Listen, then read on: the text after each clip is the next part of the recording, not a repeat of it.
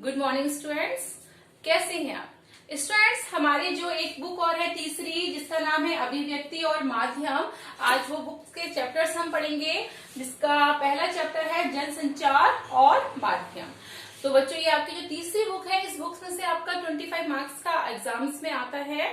तो इसका आज हम फर्स्ट चैप्टर स्टार्ट कर रहे हैं, जनसंचार और माध्यम। देखिए, जनसंचार और माध्यम क्या होता है बच्चों, एक नजर में हम पढ़ लेते हैं। जनसंचार का मतलब होता है कम्युनिकेशन, है ना, कि किस तरह से हम एक दूसरे से बात करते हैं या हम उसके बिना रह सकते।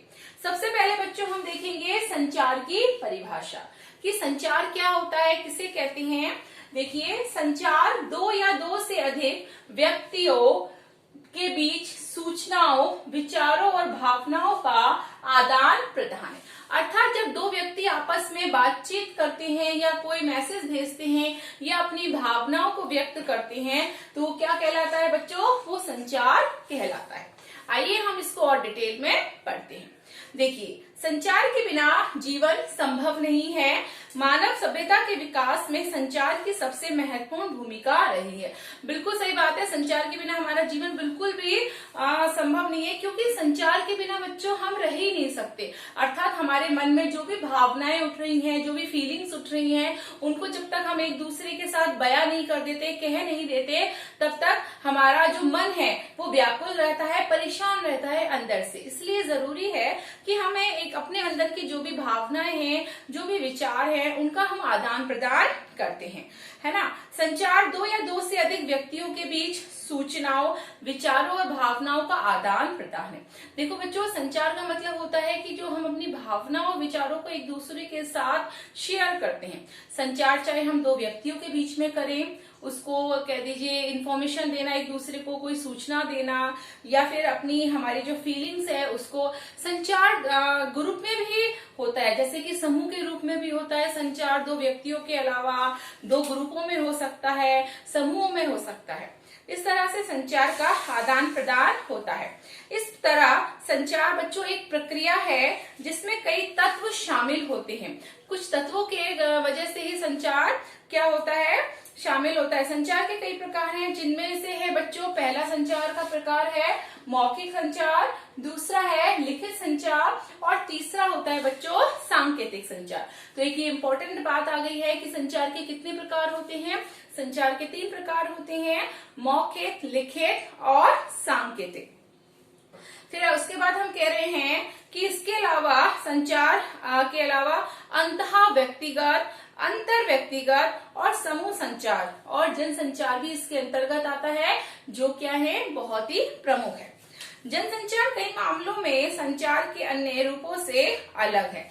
बच्चों, जो जनसंचार है, जनसंचार का मतलब होता है कम्युनिकेशन, जो कि हमारे पूरे देश में, पूरे राज्यों में चलता है। जनसंचार हमें क्या क्या देता है। देखिए, जनसंचार हमें सूचना देता है, शिक्षा और मनोरंजन के अलावा वो एजेंडा तैयार करना का भी काम करता है। जनसंचार जैसे कि कम्युनिकेशन के साधन, जैसे कि आपकी बच्चों इंटरनेट हुआ, टीवी हुआ, ट्विटर हुआ, फेसबुक हुआ, व्हाट्सएप हुआ, न्यूज़पेपर हुआ। तो जनसंचार के अंतर्गत ये सारे स्रोत आते हैं। हमारे जो भारत है, भारत में जनसंचार के विभिन्न माध्यमों का जो प्रभाव है वो दिन पे दिन बढ़ता जा रहा है ना। आए दिन वो बढ़ता जा रहा है, लोग उसका आए दिन प्रयोग करते जा रहे हैं जनसंचार का। जनसंचार माध्यमों का लोगों पर सकारात्मकता के साथ साथ बच्चों नकारात्मक प्रभाव भी कहीं ना कहीं पड़ता है। जैसे कि आज के समय में हम देख रहे हैं, जिस तरह का कोरोना काल है, तो हम लोग जिस तरह से आए, नकारात्मक प्रभाव इसका कैसे हो गया कि हम हर समय मोबाइल पर ऑनलाइन रहते हैं, चाहे हम फेसबुक चला रहे हैं, चाहे व्हाट्सएप चला रहे हैं।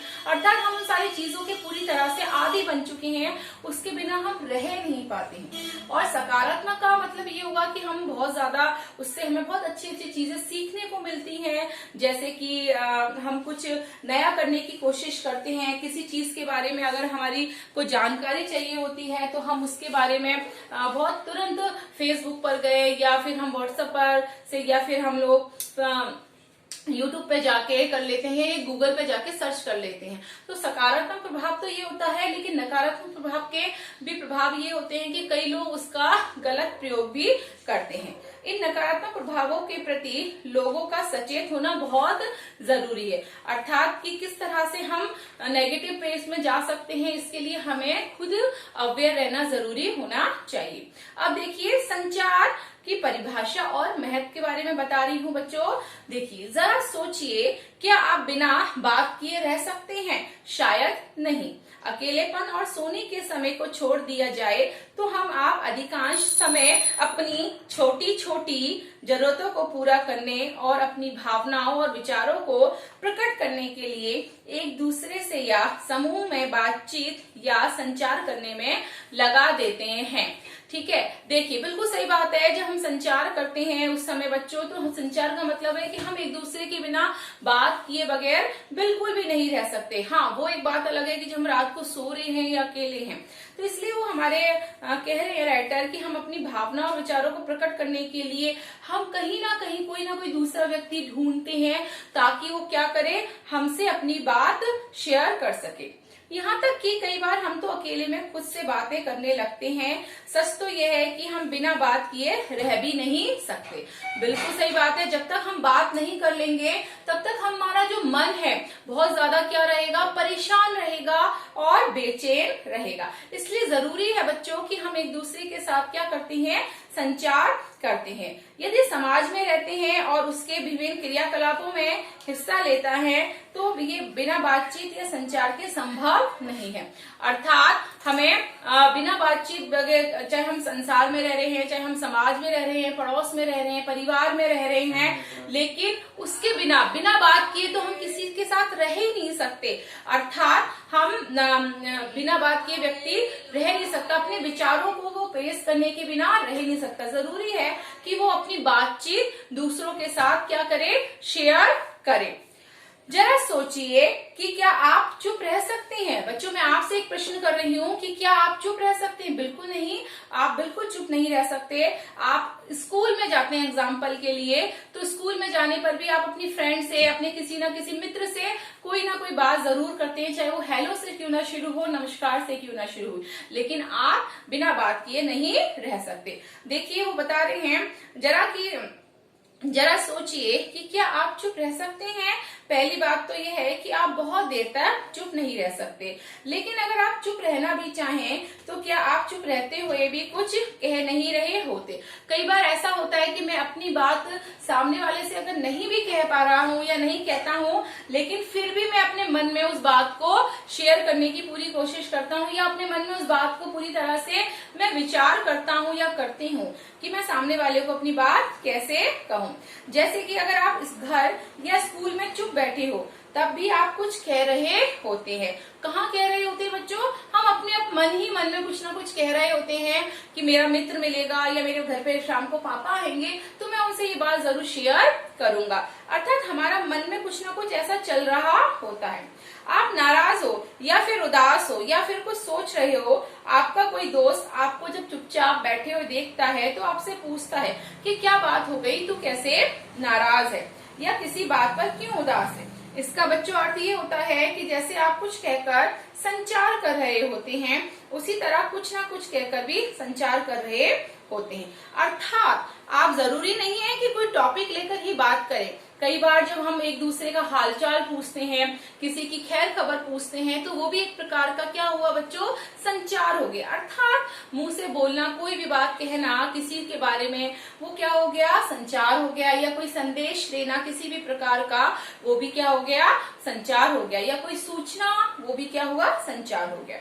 अब देखिए, हम चाहे ना चाहे आप अपने दैनिक जीवन में हम संचार किए बिना नहीं रह सकते। वास्तव में जो संचार है बच्चों, वो जीवन की निशानी है। ये बहुत इंपॉर्टेंट है कि संचार हमारे जीवन की क्या है, निशानी है, पहचान है। आज अगर आप अपने परिवार में भी रहते हैं या घर में भी रहते हैं, तब भी आप क्या करते हैं, तब भी आप अपने पेरेंट्स से, अपने घर में आपकी जो भाई बहन है, उनसे कहीं ना कहीं आप बात कर रहे होते हैं। अर्थात आप अपनी बात को कहने की कोशिश करते हैं। मनुष्य जब तक जीवित है वह संचार करता है। बिल्कुल सही बात है, हम बिना संचार किए बच्चों बिल्कुल नहीं रह सकते। यहाँ तक कि एक बच्चा जो कि संचार करे बिना नहीं रह सकता। अर्थात वह अपनी बात को रोकर या चिल्लाकर प्रकट करने की कोशिश करता है। सपोज करिए कोई छोटा बच्चा है और उसको यदि भूख लग रही है, फिर भी वो बच्चा अपनी बात को कैसे कहेगा, रोकर या फिर चिल्लाकर अपनी माँ का जो ध्यान है वो अपनी तरफ पूरी तरह से खींचेगा। एक तरह से संचार खत्म होने का अर्थ होता है मृत्यु। जब व्यक्ति की मृत्यु हो जाती है उसी के साथ उसका संचार भी क्या होता है, खत्म हो जाता है। वैसे तो प्रकृति में सभी जीव जो हैं संचार करते हैं, लेकिन मनुष्य की संचार करने की जो क्षमता है और जो कौशल है वो सिर्फ सबसे बेहतर किसमें है, मनुष्य में ही है। क्योंकि पशु पक्षी आपस में अगर संचार करते हैं तो उनकी बोली के बारे में बच्चों हमें शायद पता नहीं होता है। आगे वो कह रहे हैं मनुष्य जो है बच्चों वो एक सामाजिक प्राणी है और उसे सामाजिक प्राणी के रूप में विकसित करने में उसकी जो संचार क्षमता है उसमें सबसे बड़ी महत्वपूर्ण भूमिका होती है। अर्थात जो संचार है वो मनुष्य के द्वारा ही होता है, पशु पक्षियों के द्वारा नहीं होता। हमारी जो भी संचार करने की जो सबसे बड़ी क्षमता है वो किसके पास है, किसे प्राप्त है, वो मनुष्य को प्राप्त है।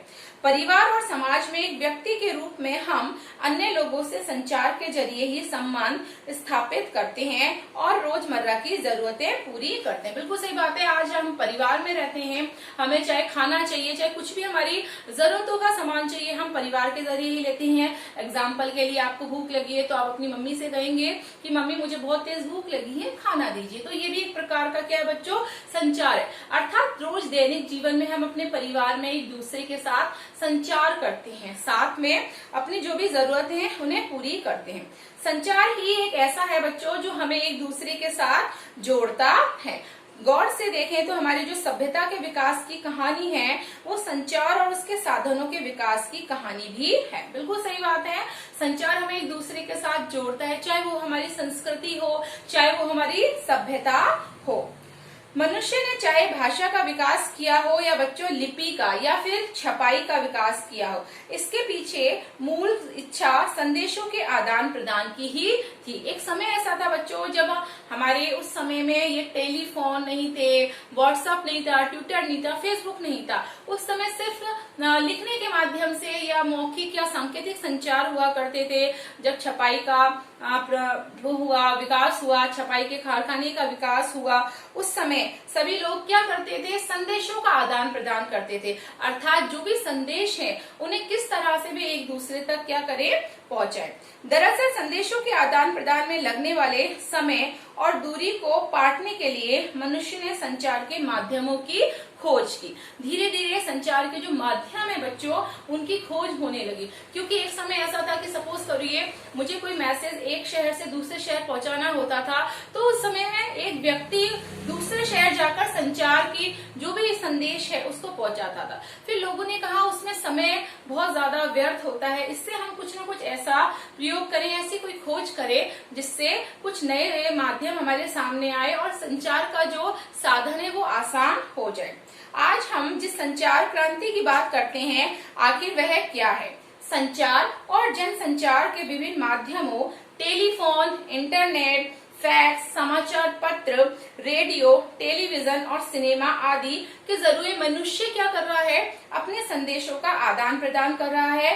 वह एक दूसरे के बीच की जो दूरी है उसको और समय को लगातार कम से कम करने की कोशिश कर रहा है। जैसा कि मैंने आपको बताया अभी, पहले क्या होता था, अगर किसी को हमें कोई मैसेज संदेश भेजना होता है तो हमें एक देश से या एक शहर से दूसरे शहर जाना था। लेकिन जैसे ही संचार के माध्यमों का विकास हुआ, जैसे मैंने अभी बताया टीवी है, आपका रेडियो है या आपके समाचार पत्र है, इंटरनेट, जैसे ही इन सारी चीजों का विकास हुआ वैसे ही हमारे संचार में जो समय लगता था, अर्थात जो समय लगता था और वो सारा समय क्या हो गया, और जो दूरी लगती थी वो सारी चीजें धीरे धीरे कम होती गई।